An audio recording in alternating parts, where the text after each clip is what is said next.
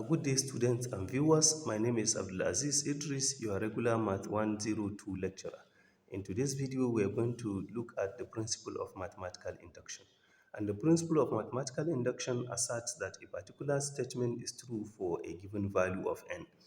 In fact, here in the example we are asked to prove that the statement is true for all values of n, and n is a natural number.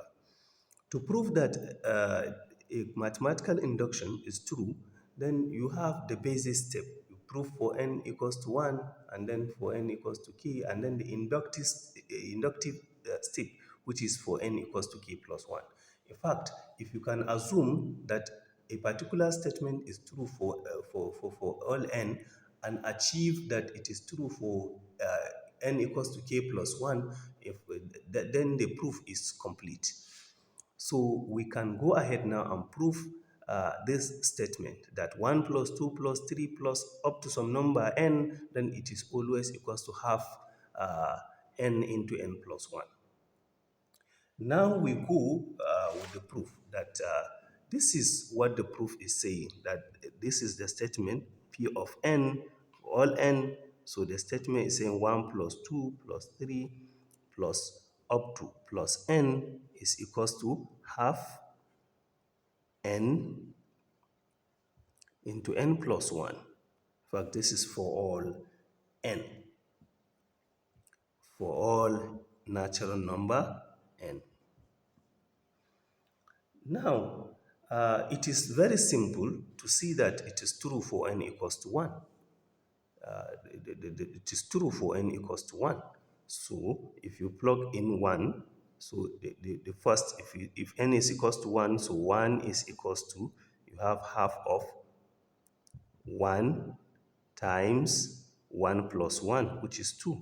So, we easily see that this is equals to 1. It is always true for n equals to 1. Now, we can assume it is true for n equals to k, and then prove that it is true for n equals to k plus 1. But in this method, we are not going to prove that it is true for n equals to k, and then we are not assuming that it is true for n equals to k and prove it is true for n equals to k plus 1. Now, let's assume it is true for n equals to k, for n equals to, it is true for all n, and then we achieve it is true for n equals to n plus 1. So now we assume it is true for n equals to, for all n. So now we assume that P of n is true, that the above statement is true, that this equation is true, and then we assume it is true. So we now show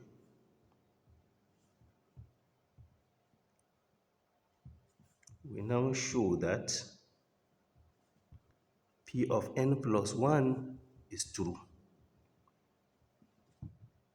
So now, what will be P of n plus 1?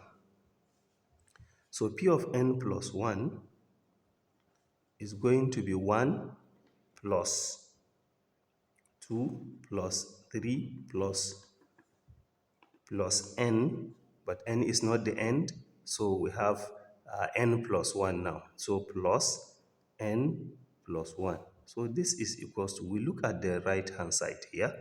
So we have half n plus 1, but we have added n plus 1 from the left hand side. We should equally add it to the right hand side. So plus n plus 1.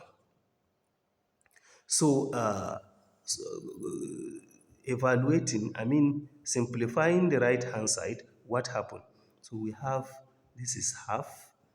So this fraction is affecting only here, only this factor. So we multiply this by 2 in order to be in the common denominator.